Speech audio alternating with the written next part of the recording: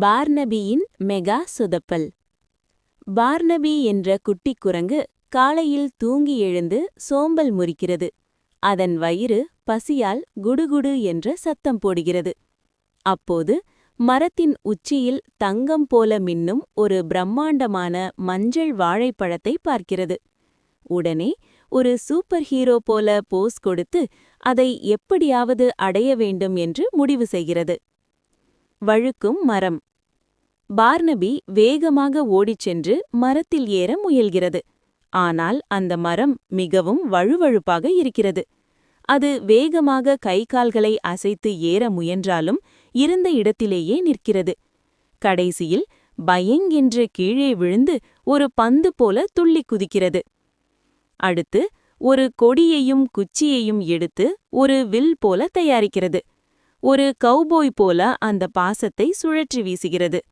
அது வாழைப்பழத்தில் விழுவதற்கு பதில் கீழே தூங்கிக் கொண்டிருக்கும் ஒரு சோம்பேறி கரடியின் கால் விரலில் மாட்டிக்கொள்கிறது. மீண்டும் வீசும்போது அது அதன் சொந்த வால்விலையே சுற்றிக் கொள்கிறது. இப்போது பார்னபி தலைகீழாக தொங்கிக் கொண்டு கேமராவை பார்த்து முழிக்கிறது. வாழைப்பழம். கடைசியாக ஒரு வழியாக கொடி வாழைப்பழத்தில் மாட்டிக்கொள்கிறது. பார்னபி தன் பலத்தையெல்லாம் திரட்டி இழுக்கிறது. அதன் முகம் தக்காளி போல சிவந்து போகிறது. டக் என்று வாழைப்பழம் காம்பிலிருந்து கழல்கிறது.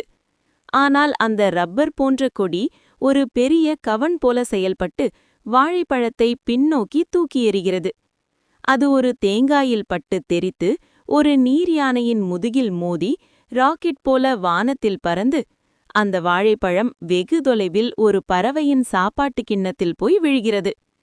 பார்னபி தன் காலி கைகளை பார்த்துவிட்டு தோளை குலுக்கிவிட்டு தன் பாக்கெட்டிலிருந்து ஒரு நசுங்கிய திராட்சை பழத்தை எடுத்து சாப்பிடுகிறது. தூரத்தில் பறவை கத்தும் சத்தத்தோடு கதை முடிகிறது.